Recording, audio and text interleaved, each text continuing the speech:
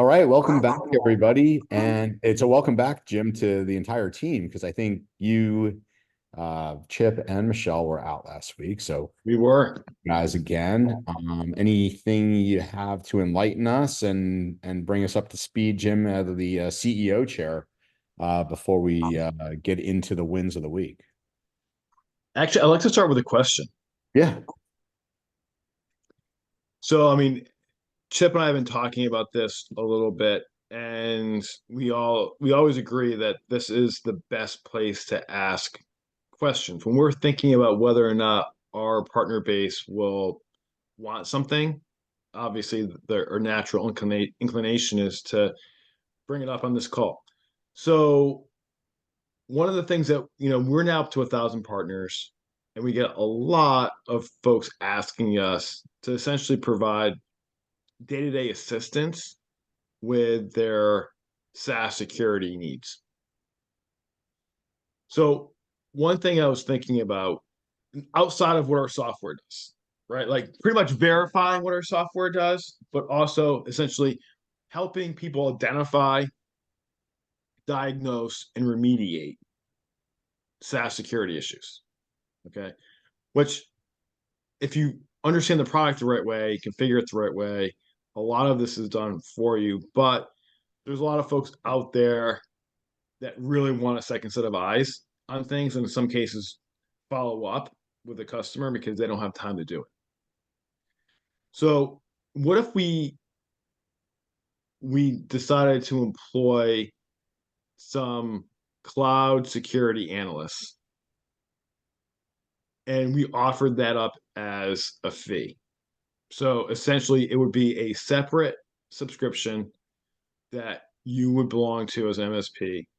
Essentially, you would belong to just making this up right now because nothing is formalized. I'm just, thinking out loud. It's like, the cloud security analysts and services. And we offer that up to folks that want it. It would be an opt-in situation. They pay an extra dollar per user per month for the solution. And if they want it, they can have it. If not, that's fine too. But I would love to get people's reactions to if that would be of interest to this group. Sandy, you have your hand up.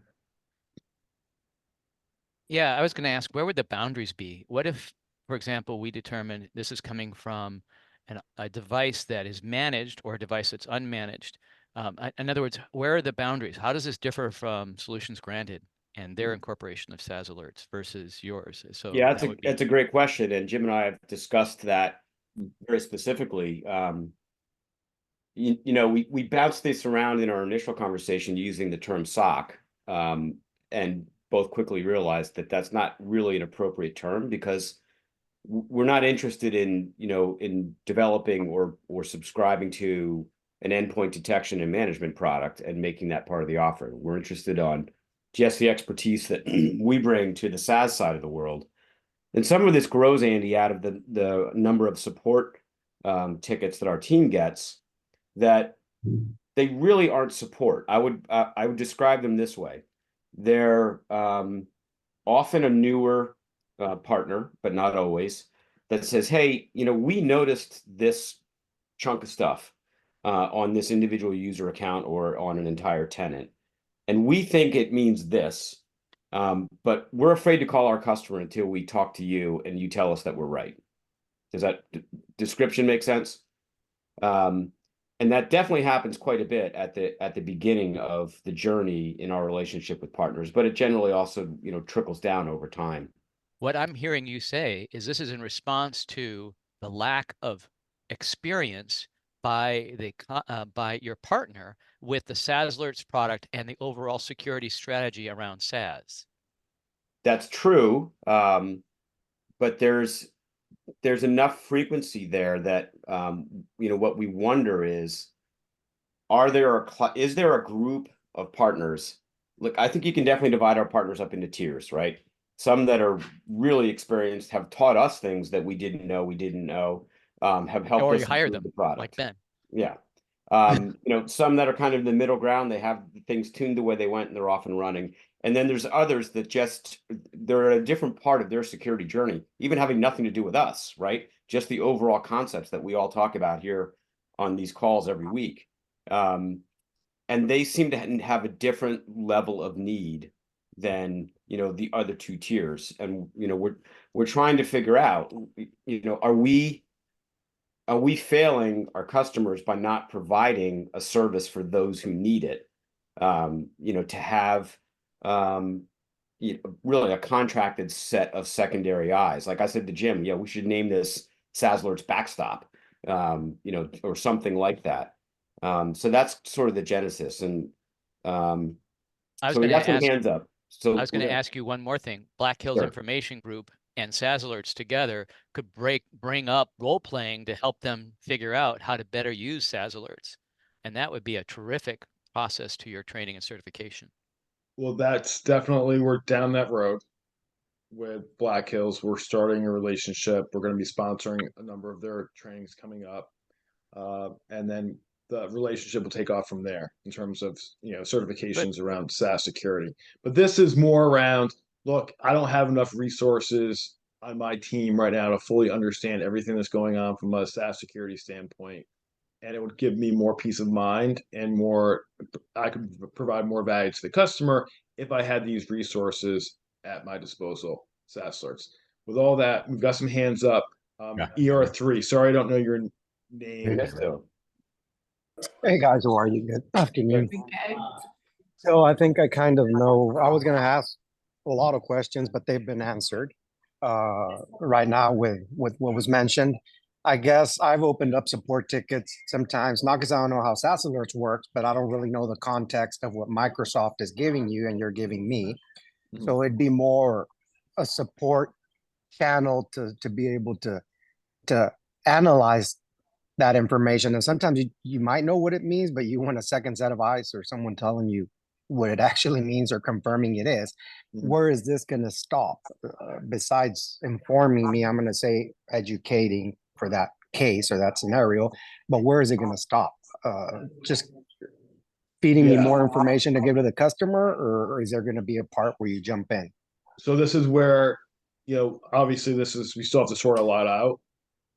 Chip and I just started talking about this, but as you all know, we come to this community for a lot of really great input.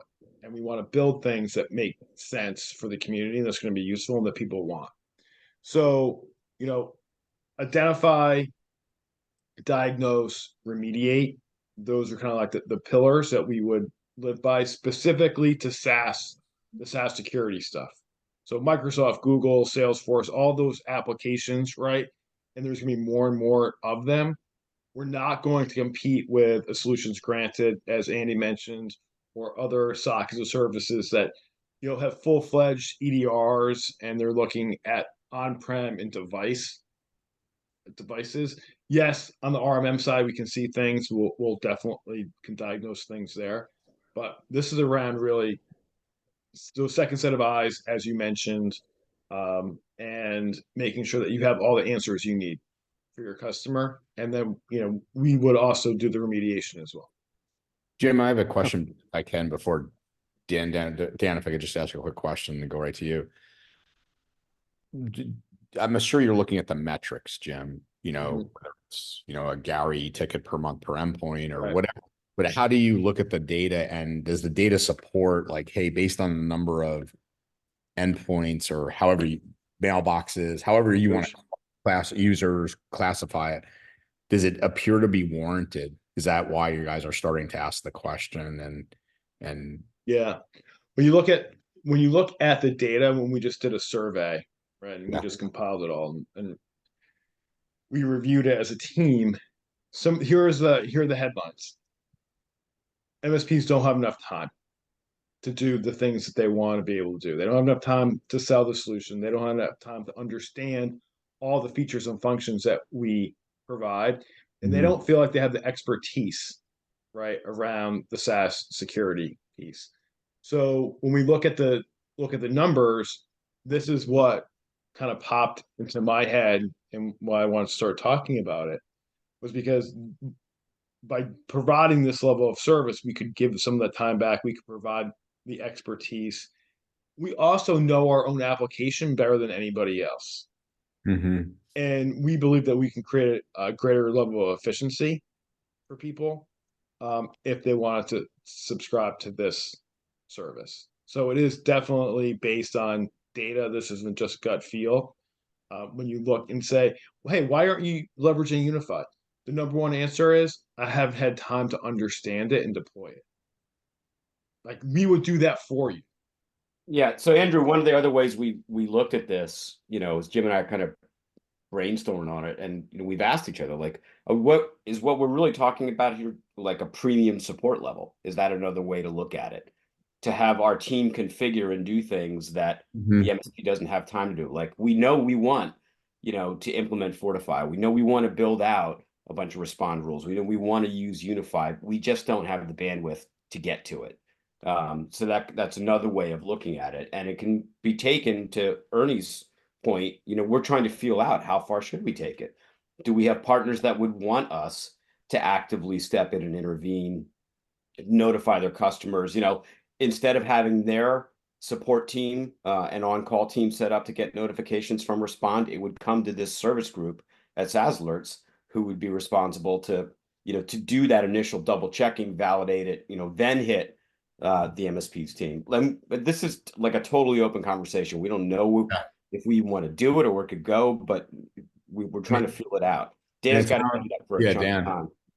Dan, thanks. Hey, sure. So, sorry, bear with me, getting over the flu here.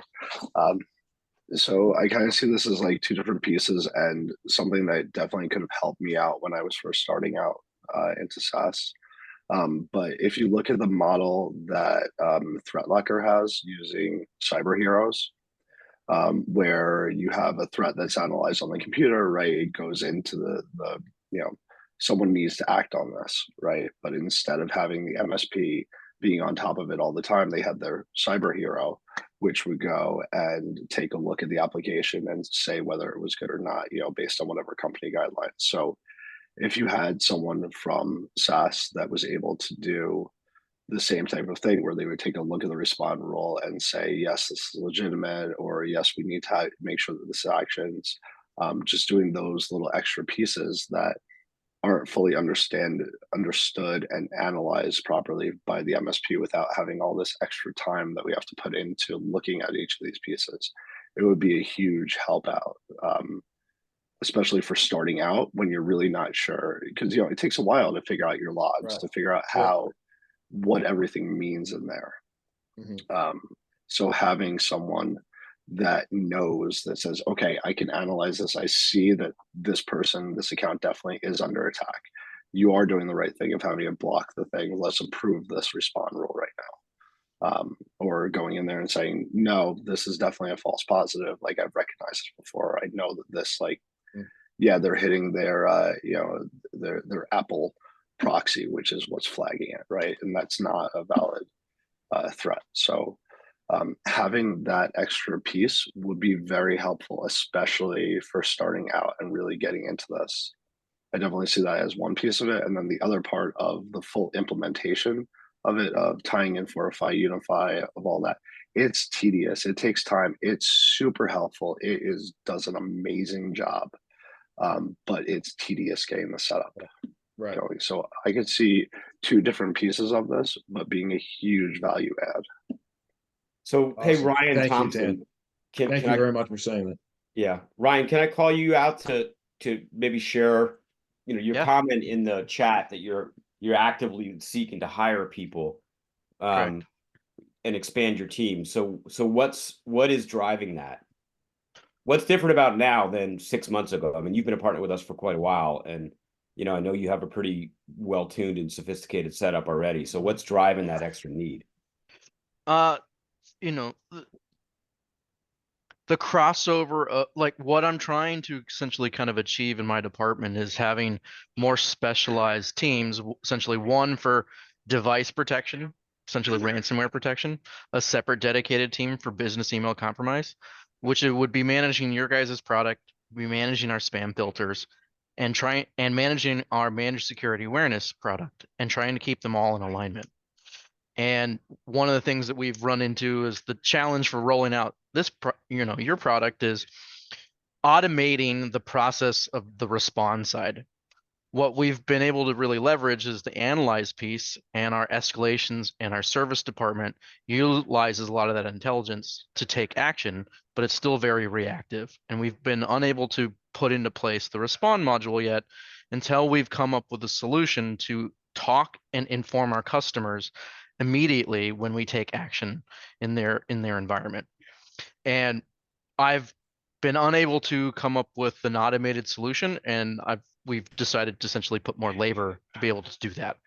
The thing that I'm trying to kind of alleviate is we're hoping to purchase Cyber QP and leverage their app on the phone with self-service password resets in Office 365 to create a automation platform that works well with your platform. So we could use Respond to log out sessions, block sign-in, and then the user would be able to do on their phone using CyberQP, reset their password, which will then allow them to go back into the system automatically, and they don't have to call support in order to do that entire process. The challenge that we don't have is that when we block sign-in, we can't put a splash page or send them an email to let them know that we just blocked. So we're trying to create an experience on where they can self-service in some regards without having to have labor. But we're finding that that's hard to bring to market. And so I'm trying to kind of augment that with some labor right now until we can get that off the ground. Got it. Thanks, Ryan. Yeah, no problem. Yeah. Really helpful. Definitely, Yes.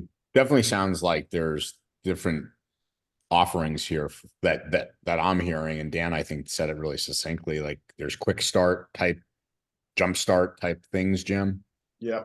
And then it's like, do you want eyes on, air quoting, right? Do you want eyes on glass, on your SaaS glass? Do you want us to do any, in essence, threat hunting in the SaaS world for you?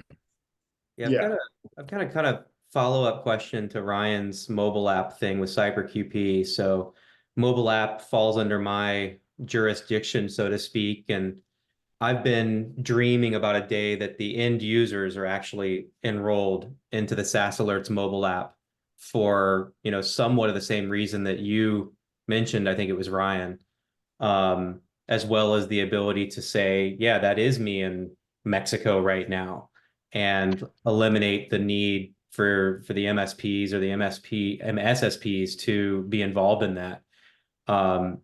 Is that something that sounds like a direction SaaS Alerts should be going with the mobile app? That's my wish. Like the use case that you just brought up, the travel is the main culprit that takes up the most time, and it has the most false positives, right? In the sense that oftentimes the customer doesn't tell us that one of their users is traveling, sometimes because they just don't know, sometimes they forget, or it gets improperly escalated, like it'll come into our service department but not get to our security team to be able to put those, bypasses in place. And so what we're hoping, we also have many clients that don't want to have an app on their phone for everything, right? But the approver or the manager for that department and the client could have it and could interact. That would be kind of the benefit that we would want, is to allow someone, at least one contact inside the organization, to feel like they have some autonomy in the process on where, like, how they're interacting in their business, and how quickly they need to change in their business processes. We can't keep up with them is our challenge, right? And so, like, that 1 hour of delay, even though that's pretty tight, is still causing enough harm inside the adoption for our clients' businesses. And they've, request that, that they could have an employee and, put a suspension on for, say, a week, and have it as simple as, like, a button on their phone. And they're very willing to do that and want to do it. We tell them, like, that would be an additional cost. And they're like, yeah, we would pay an additional price for that. And that's fine. What we don't want is to assume that every single person that we enroll on the platform is going to have a phone and be able to do it themselves. Like we need that middle ground. Like Yeah, so you want the it, point of contact to really be running that rather than the end user, correct. or the Because option. it makes it feel like a bit more of a partnership in the sense that they're not just truly relying on us for all of their operations. What they need to rely on us is for the context and understanding, but they want to be able to take some action and have some autonomy in how they use the product.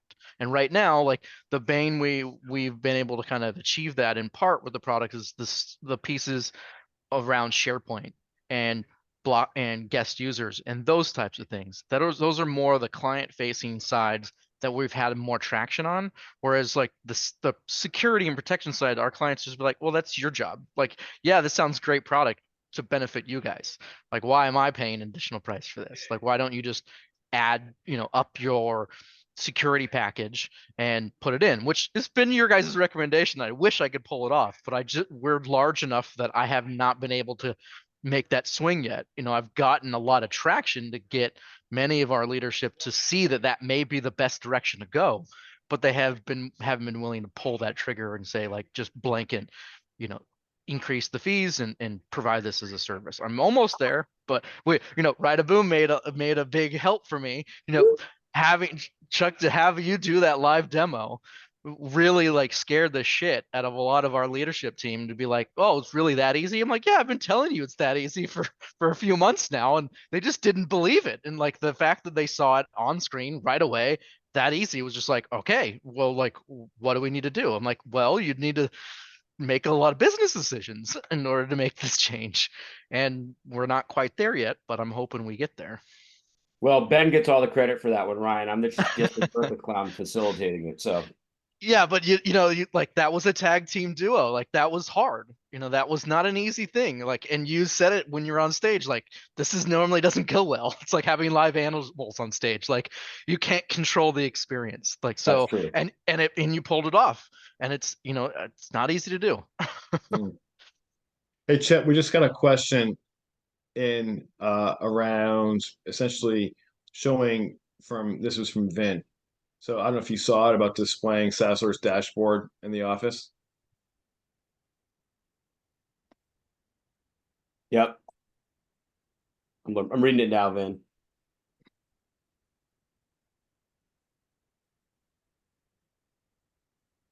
Yeah, so you kind of want to use the live event overview map, I'm assuming, as maybe a feature of your office or your NOC. I think that's what you're saying, Vin. The one challenge we have to that is that, as you guys all know, and we took a lot of heat for this at the beginning, but the SaaS alert session token doesn't last particularly long. And if there's not activity, you're going to get logged out. So we would have to come up with a way to facilitate that so you could have just that piece logged in without any interaction. Otherwise, someone would need to come over every 10 minutes or 15 minutes and bump the mouse. But it's an interesting idea. We can talk about it with you offline a little bit. Yeah. Okay. Well, first of all, thank you all for your thoughtful questions and feedback. This is the type of stuff that definitely helps us think about what we should be doing next to add as much value as we possibly can to all of you. So with that being said, I've hijacked enough of the call for the first 30 minutes. So Andrew, I'll let you get into the normal agenda. No, I thought it was great. I mean, look, this is ultimately what the call is about, right? You interacting with the partners, seeing what they want, and if your ideas are worthwhile. And so I thought that was great. Yeah, I like some people have said calling it managed SaaS alerts, which is actually a really good way to characterize it. Mm-hmm. Yeah, absolutely. All right. Wins of the week. Jim, let's start there. And see if anybody wants to give it, pipe up and share. We had some good stuff last week, actually, Jim, while you were out. Figures. Yeah. Can we just go over those again so we get to hear them? Too funny. Does anybody have something they'd like to share where they had, SaaS alerts, maybe interject for a BEC, a phishing, something of that nature? I gotta believe we have a decent amount of people on the call, so I gotta believe somebody had something.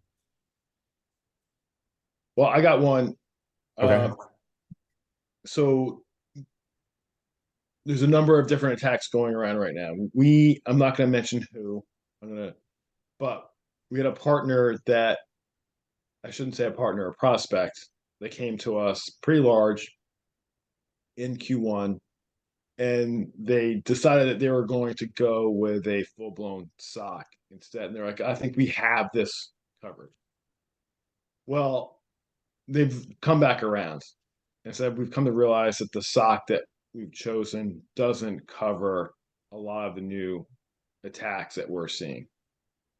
The combination of what you have with Unify and Respond can make a big difference for us at this point, and they're coming back and understanding the real value associated with it. So from our standpoint, anytime someone comes back around after they learned that another solution out there can't do what they thought it could do, that's definitely a win for us.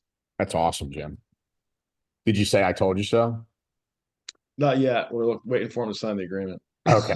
What I told Jim is I'm pretty sure they're going to be a problem partner, and I really want to push him over to Corey at Solutions Grant. He could do it. Yeah, absolutely. And they won't offer any direct services, Corey. You can have them all. Yeah, exactly. Too funny. All right, let me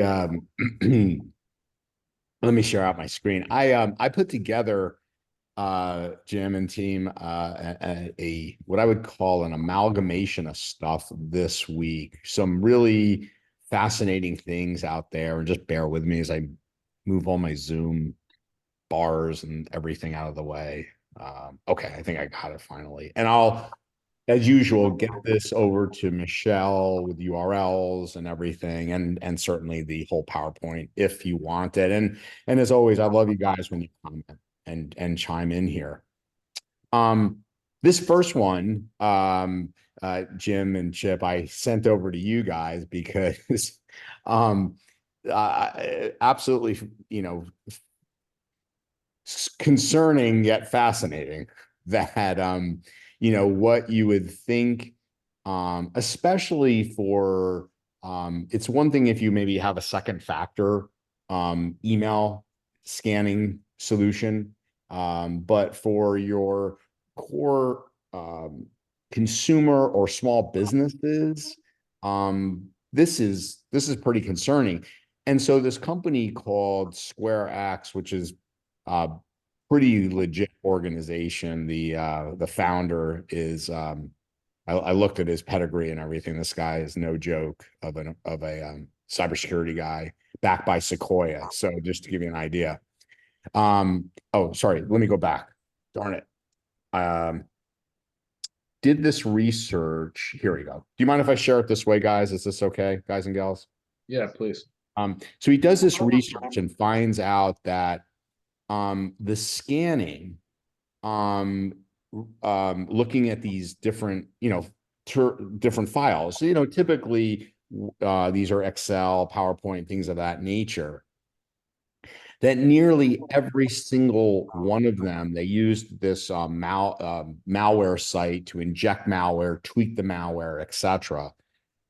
Literally got through almost every single time through the mail provider. So just want to pause there for a minute and see, like, Chip, from your guys' side and or from maybe Corey's side, have you guys seen any of this uptick recently in malicious files getting through? So we definitely would not see that, Andy, on the SaaS alert side, because we're not directly integrated into the anti-malware piece. I mean, to the extent that someone's using Defender for 365, an Exchange, we would see alerts come through, but I haven't seen a big uptick in that. You know, on a personal level, I've never relied on the fact that, you know, Gmail, Google Workspace, or 365's internal scanning is going to catch everything anyway. Like, we all have our own anti-malware products on top of that. Right. You know, when I was in MSP, we used the third-party tools that was their sole focus. Right.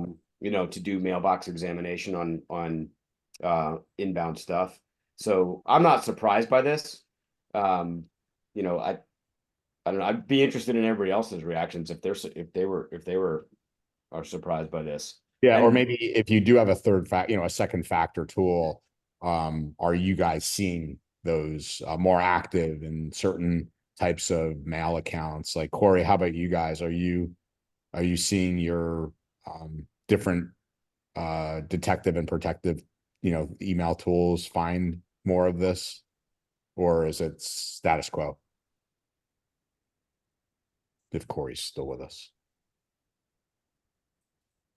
Corey? There He's he is. most likely responding to a SaaS alerts right now. I see him. Okay. Anybody, anyone else, seeing any of this more so in their, email detective tools, or no?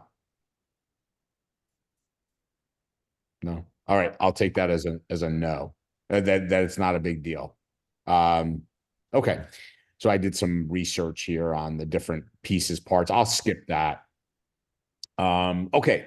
Next thing, we've talked a lot about this, in the news type of things. I just wanted to share with you that, another supply chain targeted attack on a technology company. Does anybody use any of the Targus products?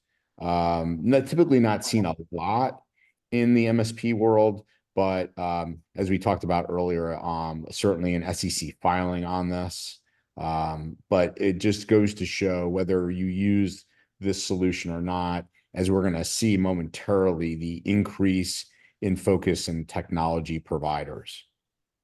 Isn't Targus, like, they make a lot of, like, laptop bags and that kind of stuff? They do, but they actually expanded quite a bit. They got taken over, I think, by a PE firm, Chip, and have different types of technologies as well. Oh, interesting. The article went on to say. Yeah. This one's interesting. Andy, I'll kind of ask you or anyone that deals in the healthcare space. Now, granted, this talks about specifically hospitals, but often, we start large and things trickle down. And this came into really, I think, after the United Healthcare incident recently, where the whole billing platform got taken down, if you guys recall, about a few weeks ago. Do you guys recall that? Do you remember that? Definitely.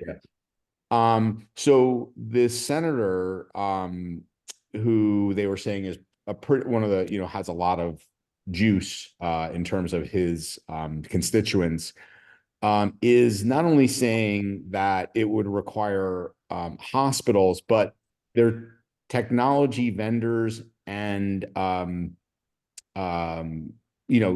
make sure that they had security best practices in place. Now, what those quote unquote best practices are is that's kind of a nebulous statement, but it does portray or kind of give tea leaves. If something like this were to pass, I could see this rolling downstream, Chip, where, if you're a healthcare organization, as these big conglomerates, and you do business now with, these smaller clinics, and the smaller clinic is being serviced by an MSP, right? That all of a sudden the assessment or the due care that you're going to have to provide, whatever audit that might look like, could roll downstream. Does that make sense to you?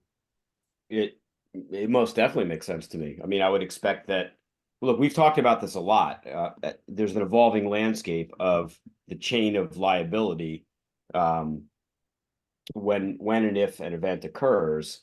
And we've seen at least one case where an MSP themselves is being sued by their customer who was so look, anytime you get the government involved in creating some new regulation about it, it's a double-edged sword for us. It raises awareness and it's a selling opportunity, but it also may come with the extra hooks of additional regulation that we've got to follow and additional accountability that we as security providers, MSPs in the space, have to accept. So, yeah, I mean, I think this is a big issue. You know, we have a number of hospital care systems that, or healthcare systems that are using SaaS alerts through their MSP partners today. oh, you do.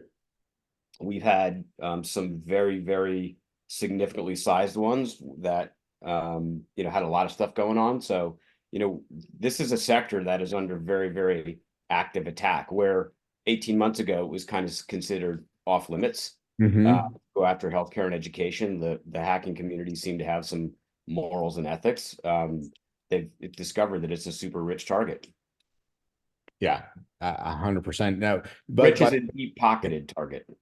Yes, yes, and again, again, it's obviously in the mission critical sector of the government for a reason, and obviously cannot be down. Therefore, is target rich, you know, in terms of getting paid. Chip, have you guys, you know, I know you're very, you know, deep into your ISO certification, knowing that you guys have done, you know, your MSPs are working with large healthcare. Have those ever come back to you to say, hey, we need to understand, you know, what type of security controls and requirements you have in place? Absolutely. That happens literally weekly. By the way, we can share an update on ISO. So we've completed the stage 2 of the ISO process, and our auditor has forwarded a recommendation to the National Standards Committee that we receive our certification. So we'll be about 4 weeks away from officially badging that up on the website. And I don't know, maybe I'll come in here with a ISO certificate t-shirt on. So it is a big milestone. We literally just got that news today. So I was celebrating with our risk committee during our regular weekly meeting this morning that, you know, it's a big achievement for a company of our size to get that. We also got very, very positive feedback from the auditor, who said, you know, a company of your organization almost never gets, you know, the level of organization that you guys have gotten to. One of the things about the ISO process is after your very first audit, they will come back and re-audit you in either 6 months or a year. 6 months if they have some concerns about their observations, and then a year if they really don't have any concerns about their operations. And we fell into that year category. So we'll be on a regular annual ISO refresh cycle with them, which is also uncommon right out of the gate. And let me just add, because this is a massive accomplishment. Yeah, congrats for our team. And as you know how important this is, and a lot of other folks on the call do as well. This was a sizable investment for us in terms of actual dollars and resources. And we do it to better protect our partners, the folks on this call. And, we do it also as creating another point of difference and distinction between us and other solutions in the market. So, we're going to continue to keep doing what we're doing and make it as secure as possible. But I just want to publicly acknowledge Chip and the rest of the team that is responsible for making this happen here at SaaS Alerts. Yeah, that's a hell of an accomplishment. And I think cyber call worthy. We'll have you on, Chip, and talk through, because I think it's a great accomplishment, but what other vendors I hope in the channel will take note of, like almost like, with Ryan and BSIM, and hopefully companies start to adopt, better coding standards as well. Yeah. So Andrew, back to answer the front part of your question, do we see requests for discussions, proof, analysis of our practices? And the answer is, yeah, we see them all the time. We have a full-time VP level person here, compliance officer that runs our internal audit program. And he also is the person that responds to those vendor assessment requests. A lot of our MSP partners have, certainly the larger and more mature ones, before they became a client, have pushed us through that. I know I can guarantee you I can name names on this call of people who forced us into a vendor assessment, and I think that's a very important thing to do for for any of your vendors that especially around the security space. So hospitals, I would expect, are going to have to start doing that to their MSPs, for those that are dealing with a small hospital or a large hospital, and you'll see that trickle down into the specialist offices and practices and all of the rest of it. 100% agree. And by the way, the vendor assessment process for those of you guys who've been through SOC 2, I doubt anyone on the call has been through an ISO process yet.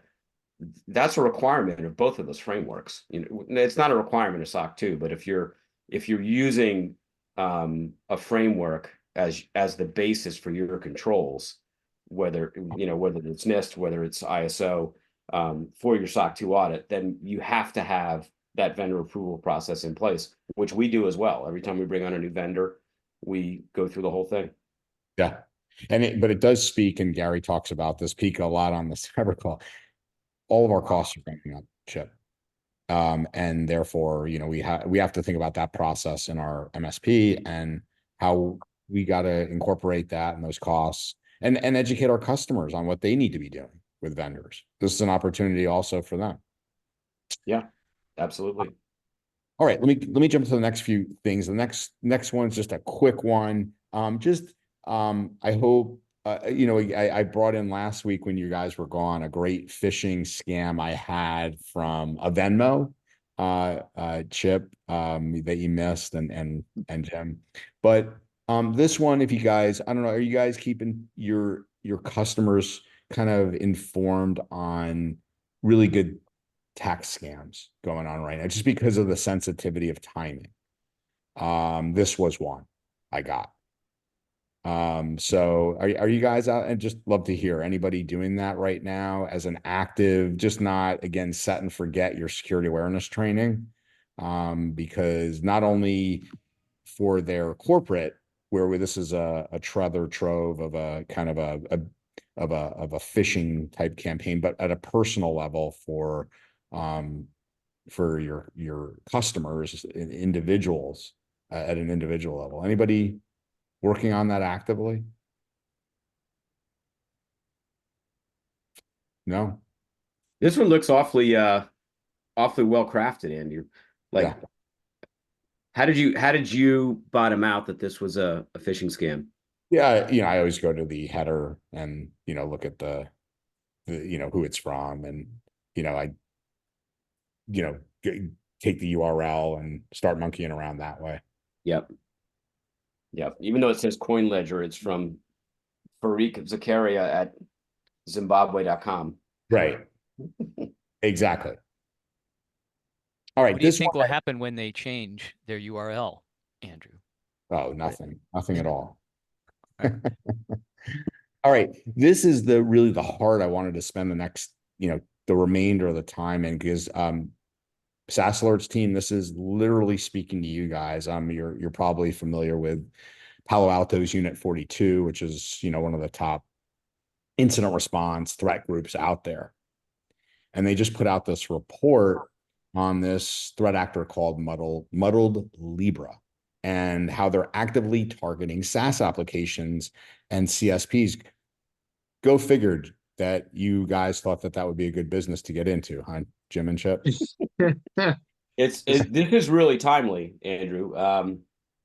It actually reminds me to bring something up on the call that we've had a number of MSPs ask about lately. I don't know if it's any of our participants here, but you may have noticed that when you log into SaaS Alerts, you're getting challenged to prove you're a human more often than you used to be. And we've had several MSPs actually send in support tickets and say, like, what am I doing wrong? Is there something with my browser? Why doesn't SaaS Alerts remember me? Yada, yada, yada. We use Cloudflare as an active preventative product, and also as a distribution network. And we have seen a very significant increase in bot attacks on SaaS alerts, on specifically the managed product, but also the website. So this Palo Alto report, it definitely doesn't come as a surprise. In fact, yesterday, Cloudflare sent us a notice. They kind of do alerting in the same way we do, and said, your managed.saasalerts.com is seeing a much higher than average as compared to all other products that we monitor. So we kind of know we're on the radar.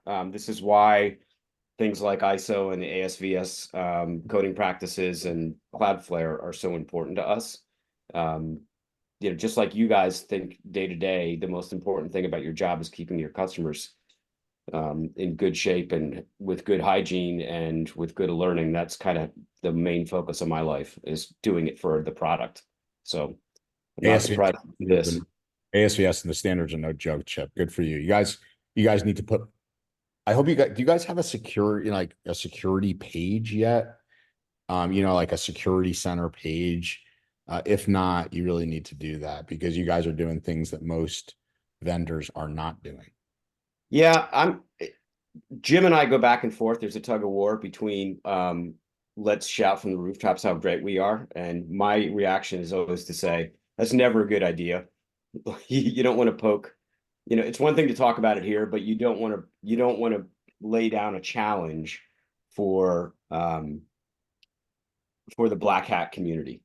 Yeah, I didn't mean it in the word this good. I meant it more so for your customers and prospects to easily gather information, so they're not necessarily hounding your compliance officer, but also people can see that you guys take security standards seriously. That's all. Yeah, I hear you. Okay, so let's get into this, because it's really fascinating, and I think you and the SaaS alerts and our partners can use this, that you guys as a community, as MSPs, are actively monitoring SaaS applications. And that is, if you take a look at the following, this one, why I highlighted it is because of how this group is targeting. And again, remember, threat groups, and again, if Corey's listening or not, but threat actors, they're not novel, right? So what we're starting to see is a trend, and the trend is social engineering the help desk. That's why I highlighted it. By the way, here's the sarcasm of the day. What do you guys all have, right? So don't be surprised if we see an uptick once this becomes easily or more easily weaponized and automated, that they start looking for alternative targets than SaaS providers, i.e. MSPs. That is, I don't want to predict it, but again, you could think about where the puck could go, right? So that's number one. And they talk about Muddled Libra purposely targets administrative users during their social engineering attacks, since those have elevated permissions with identity providers. Now we're going to start to get into the things that, Jim, you guys have just invested in, like App Wizard. Well, organizations, they say specifically here that in their discovery process, right, they look for sign-in pages, SSO first, but if they, with Okta, right, which is your first monitoring tool, the one that you first put through App Wizard, was that correct? That's correct. Yep. So good for you. That's one thing I wanted to call out. And again, I'll send you and Chip this article as well as everybody. But that's first and foremost about one of the things they're looking to target, which is the the SSO and identity providers. Right. From there, it talks about that if SSO, which is integrated in, if they can't get through SSO, that the group performs discovery across the organization's environment to uncover CSP credentials stored in unsecured locations due to an organization's poor technology hygiene. Now, don't think, again, like like, oh, that would never be us, right? Again, maybe not, but we're dealing with organizations that have highly sophisticated recon. And again, now with, we started off the call with our conversations around AI tools, which if you get in with elevated permissions and you start asking an AI tool, go fetch stuff, Chip, I would imagine if it's a good one, can probably discover some stuff, no? If not now, not too long in the distant future. Yeah. And then the last slide, and then I'll kind of turn it over and, kind of a conversation with everybody, which I thought, again, just exactly where you guys have focused SaaS alerts is they go on to talk about in the article, what the target rich environments are. And lo and behold, they call out M365 as one of the areas that Muddled Libra focuses on. And obviously we know why they're focusing on SharePoint. And they go on to talk about where other files and information could be stored, such as passwords, hence through documents that could be leaked in the M365 suites, targeting emails, etc. Go ask the legacy systems of Microsoft, right? If this worked or not. So that's what I got for you. Chip, thoughts on this? First for you, and then anybody else. I guess my number one thought is it is always about the files. We talk about this all the time. I feel like I'm beating a drum, but sooner or later, that's how you get what you need to get to the next step and to the next hack. You're going to find data that people don't take care of all that well. And we all know how difficult it is, even in our own organizations, to classify and sort data and make sure that its access is controlled. And then, getting that through to customers, that was actually one of my favorite not full-time consulting gigs back when I was an MSP, is to go to somebody and prove to them that their data hygiene was absolutely terrible. And we charge them 5 or 10 grand, depending upon the size of the company, to clean it up. Very cool. Anyone else have thoughts on this? I have one more thing to show, but any comments on this article? And again, I'll certainly share all of this information over to Michelle to get to you all. So Andrew, I put something in the chat around what we use. It would be Kaseya One or IT Glue. I think a number of people use IT Glue to store credentials and for customers. So is that something that you guys are looking at as a way for us to be sensitive or aware of any challenges there? I mean, if you're speaking about IT Glue specifically, we've monitored IT Glue and monitored for those kinds of events for a year and a half, 2 years, yeah, to a long time. I just wanted to get that out there, so you can speak to that. So you knew that was a meatball question? Is that what you're saying? That's really what I'm trying to say. Is that may not be known by someone watching this in the future. Right. Got it. Thank you, Andy. Yes, that was a meatball that we're happy to hit out of the park. Yes, we monitor IT Glue. We have for the last 2 years, so we're the only ones in the planet that do it. So in the last minute, Jim, Chip, I'm going to just close us out with this, and with something that I'm really proud of. So I don't know if you guys have heard of Flow, which is the Roost vendor agnostic automation event going on in June in Tampa. Jim, I know you guys will be there. You're working on an active integration with Roost. Yes. But and I'll let you chat about that momentarily. Just real quick, everybody.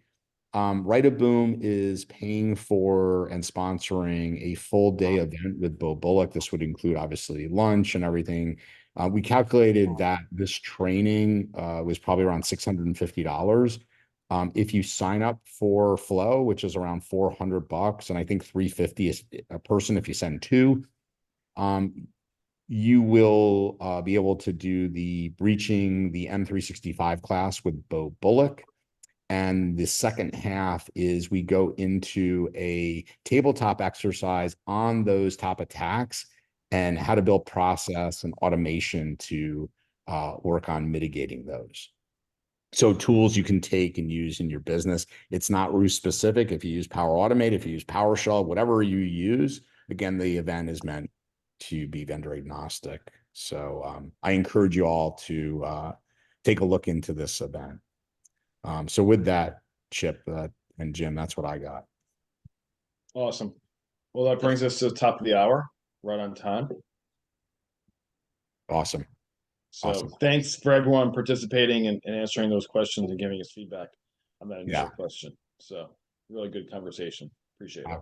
Absolutely. Thanks, everybody. Have a fantastic week, and we'll look forward to seeing you in a week. Yes. Thanks, everybody. Thanks, guys. Bye.